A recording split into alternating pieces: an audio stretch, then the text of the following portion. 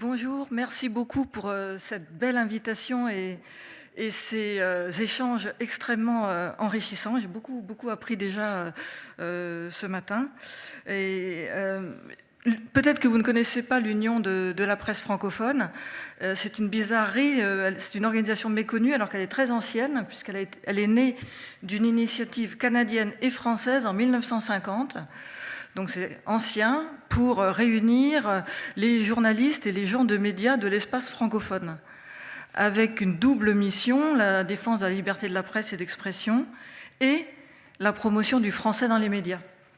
Ce qui nous place tout à fait d'une manière tout à fait originale, puisqu'on n'est pas un syndicat, il y a plein de syndicats de journalistes ils font ça très bien. On n'est pas non plus une organisation humanitaire, il y a Reporters sans frontières. On est un espace professionnel qui n'est ni de droite ni de gauche, mais qui est là pour faire avancer des questionnements d'intérêt commun, sans enjeu de pouvoir ni enjeu partisan, et c'est assez reposant, je dois dire. Et je vous invite à aller sur le site de l'UPF, dont j'espère pouvoir relancer les activités aussi au Canada, parce que le temps passant, ça s'est un petit peu endormi, alors que les enjeux, et je vais en aborder un tout de suite, concernant la presse francophone, n'ont jamais été, à mon avis, plus accrus, plus vifs, qu'aujourd'hui, parce que non seulement on a la question que vous connaissez très bien ici au Québec, de la pression des groupes anglo-saxons, mais maintenant on a les Chinois, on a les Turcs, on a parlé de l'Afrique, mais c'est très frappant de voir la progression des médias chinois, par exemple, en Afrique, et donc la lutte pour les médias français, et parler en français, et renouvelée dans la nouvelle géopolitique qui est la nôtre. Alors justement, je voudrais vous parler de la langue française et plus précisément de la langue parlée par les médias. C'est-à-dire, on parle d'éducation aux médias, mais il y a peut-être aussi un aspect éducation des médias, parce qu'il semblerait que la profession, dont je fais partie, ne s'interroge pas beaucoup sur la langue qu'elle pratique et qui, je vais essayer de vous le démontrer, se dégrade, parfois se caricature et n'est pas, je le pense, étrangère finalement à la diffusion de la confusion que nous déplorons tous depuis ce matin. Et je suis très heureuse de tenir ce propos ici au Québec, où la conscience des enjeux linguistiques est beaucoup plus développée que dans mon pauvre pays, la France, et qu'il y a des initiatives très importantes sur la qualité de la langue, y compris dans les médias, qui sont prises ici au Québec, dont on devrait s'inspirer partout, en particulier en France, mais dans l'espace francophone en général. Alors, je vais essayer d'aller crescendo.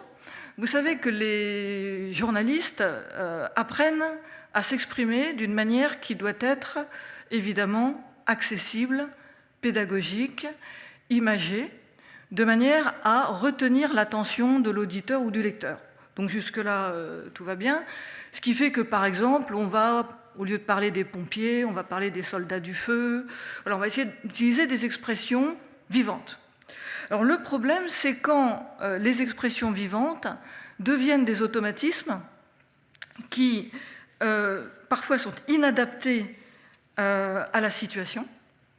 Par exemple, j'ai noté des collègues qui faisaient un commentaire sportif, et c'était une épreuve de ski, et le collègue dit et maintenant, la balle est dans le camp des slalomeurs. C'est complètement idiot, parce qu'il n'y a pas de balle dans le ski. Mais voilà, il était dans son idée, il faut que je trouve une image. Bon, ça c'est rigolo comme ça, mais parfois c'est un peu plus compliqué, enfin ça pose un peu plus de problèmes. Par exemple, quand quelqu'un est arrêté, accusé d'un crime, le collègue va forcément dire « il a tout nié en bloc », même quand il n'y a qu'une seule chose. Donc pourquoi dire en bloc? Parce que c'est une expression toute faite, comme ça, qui n'a pas forcément de lien avec la réalité de ce qu'on est en train de décrire. Et parfois, c'est un peu... D'ailleurs, je vous recommande un petit livre dont le titre est La victime gisait dans une véritable mare de sang. Étrange titre. Eh bien, c'est parce que l'auteur, qui s'appelle Françoise Nord, critique justement quand on veut rendre imagée la description d'une scène de crime, on ne va pas dire la personne a été retrouvée par terre ensanglantée. On va faire une phrase, elle gisait dans une véritable mare de sang. Donc, voilà, donc ça c'est l'aspect un peu amusant, mais déréalisant. Mais évidemment, je vais arriver à des choses un peu plus embêtantes. C'est le fait que, par facilité, on va utiliser en tant que journaliste des formules qu'on croit amusantes, imagées, mais qui en fait ne sont pas neutres et peuvent traduire un parti pris dont on n'a pas forcément conscience. Par exemple, quand on décrit un chef d'État, on va dire le président Joe Biden pour les États-Unis, mais on va dire le maître du Kremlin pour Vladimir Poutine. Alors c'est vrai que c'est le maître du Kremlin, ça c'est vrai, mais un journaliste français ne dira jamais le maître du Tchad, alors que le président du Tchad est un dictateur, mais comme c'est un ami de la France, on va dire le président Mahamat Idriss Déby. Donc cette expression maître du Kremlin, c'est vrai qu'elle est marrante, mais en fait elle traduit un parti pris, qui en l'occurrence peut être vrai dans le cas de Vladimir Poutine, mais qui peut traduire des partis pris, et je pense à la politique française en Afrique, un peu embêtante. Et je ne rentre pas dans le détail de la polémique qu'il y a en ce moment pour savoir s'il faut qualifier le Hamas d'organisation terroriste ou de mouvement de résistance. Moi, je pense plutôt que c'est une organisation terroriste, pour être clair. Mais voilà, la manière dont on désigne les choses, et malheureusement, les médias, les praticiens de l'information ne sont pas toujours assez attentifs à la manière dont ils décrivent les choses et les mots qu'ils utilisent. Donc, voilà. Dans le même ordre d'idées,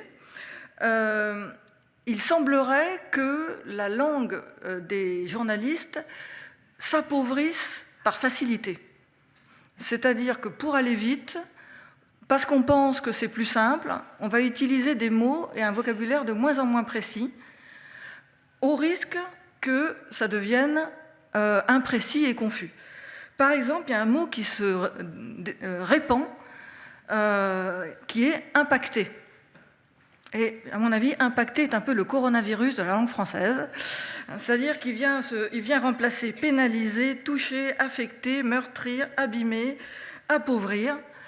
Et en fait, on perd en nuance. On a même maintenant impacté négativement, alors qu'on a en français toute une richesse de vocabulaire qui nous permettrait quand même de dire des choses plus précises. Alors, il y a un anglicisme qui, dans le même ordre d'idées, est très imprécis, c'est qu'on utilise beaucoup en français de France l'expression « ce n'est pas une option », qui est une traduction littérale de l'expression anglaise « it's not an option ». Alors c'est marrant comme ça, sauf que c'est extrêmement imprécis. Quand vous dites que telle chose n'est pas une option, est-ce que vous voulez dire que c'est impossible, indéfendable, interdit, inadmissible? Tout ça, ça passe à la trappe. Or, le langage journalistique est de plus en plus imbibé, imprégné de ces mots valises qui sont des pertes de sens et un appauvrissement de la langue qui rend difficilement compréhensible la réalité qu'on veut décrire. Alors, je vous renvoie à un ouvrage de la sociologue Ingrid Riocreux qui s'appelle « La langue des médias ». Elle a étudié toute cette question. Alors, je ne partage pas forcément ses a priori politiques, mais elle a une bonne description à partir d'exemples. Elle montre comment le mot « solidarité » a remplacé toutes sortes d'autres mots comme camaraderie, entraide, compassion, altruisme. C'est-à-dire, on va dire par exemple que les membres d'une équipe de football font preuve de solidarité, alors qu'on voudrait sans doute dire plutôt camaraderie. On va dire qu'un village fait preuve de solidarité avec la famille d'une victime d'un enfant disparu. Là, ce serait plutôt de l'entraide. Le président de la République va voir un enseignant, je pense à Emmanuel Macron, pour exprimer sa solidarité après la mort de l'enseignant. Là, ça serait plutôt de la compassion. Voilà, donc il y a des mots comme ça qu'on utilise et qui sont en fait mis à la place de choses extrêmement différentes. Alors ça a été quantifié par un politiste qui s'appelle Christophe Clavé, qui a étudié, mais j'arrive pas à me relire, la diminution du nombre de mots avec lesquels on s'exprime. Alors c'est un problème général, mais qui affecte les journalistes. On parle avec de moins en moins de mots. Alors c'est un problème en général, parce que ça veut dire que notre expression est plus confuse, plus imprécise, et c'est un problème encore plus pour les journalistes, parce qu'ils sont supposés transmettre des choses, dire des choses. Ils ont un devoir de pédagogie, un devoir d'excellence qu'en fait, ils ne remplissent pas. Alors, Ingrid Rio-Creux, que je vous citais tout à l'heure, qui a écrit La langue des médias, va très loin. Elle pense que une partie de la profession de journaliste, notamment en France, maîtrise de moins en moins bien la langue française et que c'est lié à la faillite de l'éducation nationale dans notre pays. Et c'est vrai, quand on entend, bon ça sera un autre sujet ça, certains confrères, on est un peu étonnés. Il y a des phrases qui veulent carrément rien dire. Sur une chaîne d'information continue, je partage ce qu'a dit Richard tout à l'heure, il faudrait interdire ça. Dimanche dernier, on nous expliquait à propos de l'assassinat du journaliste, enfin du professeur d'histoire, là, que donc l'assaillant, celui qui aurait commis le crime, alors on nous explique que le père du tueur avait une influence rigoriste sur lui. Mais qu'est-ce que ça veut dire? Et c'était écrit en plus, hein, c'est pas la phrase que le confrère a dit comme ça dans la précipitation, c'est écrit, donc, et il l'a lu. Donc voilà, je l'ai relu 3 fois, le père du tueur avait une influence rigoriste sur lui. On veut sans doute dire que son père était lié à des mouvements radicaux islamistes. Bon, voilà. On nous signalait aussi qu'il y avait eu des appels à des alertes à la bombe. C'est sans doute de fausses alertes à la bombe. Voilà. Pierre, il y a des phrases carrément énigmatiques à propos d'un incident à Marseille, où dans un quartier, il y avait une fusillade. La consoeur commente « Malgré l'heure tardive, la fusillade n'a pas réveillé les voisins ». Alors on veut sans doute dire que, bon, je ne sais pas, finalement, on fera un sondage. Patrick, voilà, qu'est-ce qu'elle a voulu dire? Voilà. Alors après, il y a des expressions qui sont utilisées à l'envers. Par exemple, on nous expliquait que l'assassin présumé du professeur était depuis longtemps sous les écrans radars de la police. Alors qu'en fait, non, c'était le contraire. En fait, il était sur les écrans radars de la police. On nous expliquait, voilà, aussi qu'avec les réseaux, dans une autre émission, qu'avec les réseaux sociaux, il était impossible désormais d'échapper au secret. Alors que c'est sans doute le contraire qu'on voulait dire. On ne peut plus espérer le secret. Et alors dimanche, hommage au grand acteur anglais Michael Caine, dont le confrère sur France Info, une grande radio française de référence, nous explique que Michael Caine a reçu 2 Oscars, l'un pour Le Limier il en a eu un pour Le Limier ou pour le film Le Trésor de Dieu. Alors c'est pas ou qu'il fallait dire, c'est et. Et donc ça c'est pareil, c'est une chronique enregistrée. Donc ça veut dire qu'il n'y a pas non plus... Nous, dans la presse écrite, on a des correcteurs, mais à la radio, apparemment, ils en ont plus. Donc voilà. Alors cette question de l'appauvrissement de la langue, elle est complètement sous-estimée. Ici au Québec, je suis très contente d'entendre qu'on est beaucoup plus réactif et attentif à ça. En France, on ne fait absolument pas attention. Et la question que je voudrais partager avec vous, c'est que je fais un lien personnellement avec la désinformation, c'est-à-dire et à la prolifération du mensonge. C'est-à-dire comment vous voulez lutter contre la désinformation et le mensonge quand vous êtes incapable de décrire correctement la réalité parce que votre langue est pauvre. Alors je fais un lien comme ça, un peu raide parce qu'on n'a que 10 minutes, mais il me semble que l'un des défis qui nous est posé, c'est pas tellement qu'il y ait des mensonges et de la désinformation, il y en avait déjà sous Platon. La question c'est pourquoi ça prend? Pourquoi ça prend? Ça ne devrait pas prendre dans nos sociétés où on a autant de moyens de savoir, où on a des décennies d'éducation derrière nous. Pourquoi ça prend? Ça prend parce que nos sociétés, en fait, ont désappris la vérité. Moi, je pense, j'ai écrit un petit livre, d'ailleurs, qui s'appelle Dernière nouvelle du mensonge. Je serai en dédicace demain à la librairie Gallimard à 18h, d'ailleurs, ceux qui sont à Montréal. Simon Jaudoin, hein. Voilà. Je pense que nos sociétés sont devenues structurellement mensongères par incapacité à produire la vérité. Et le langage fait partie de ça. Le langage, la difficulté, l'appauvrissement de la langue fait qu'on est perméable à la désinformation, on est perméable au mensonge, parce qu'en fait, on a une vraie difficulté à décrire tout simplement la réalité. Donc il faut que je conclue. Alors derrière tout ça, il y a évidemment des enjeux civiques et politiques. J'évoquais tout à l'heure la question de savoir comment qualifier une organisation comme le Hamas, mais sans aller dans des cas aussi horribles, regardez l'évolution du vocabulaire concernant les migrants. Aujourd'hui, on parle d'exilés. Parce qu'il y a un choix qui a été fait, un choix politique, éthique même c'est certain, de ne plus parler de migrants, mais d'exilés pour souligner l'expérience à la personne qui voyage. Mais il y a quelque temps, on parlait de sans-papiers, on parlait de clandestins. Et tous ces choix, je n'en discute pas le fond. J'attire simplement l'attention sur le sens que ça a. Si vous dites un sans-papier, vous ne dites pas la même chose que si vous dites un clandestin. Si vous dites un exilé, vous ne dites pas la même chose qu'un migrant. Or, la plupart des confrères vont utiliser ou reprendre ces mots, il y a beaucoup de mimétisme dans la profession, sans forcément mesurer la charge ou le poids, le sens que revêtent ces choix.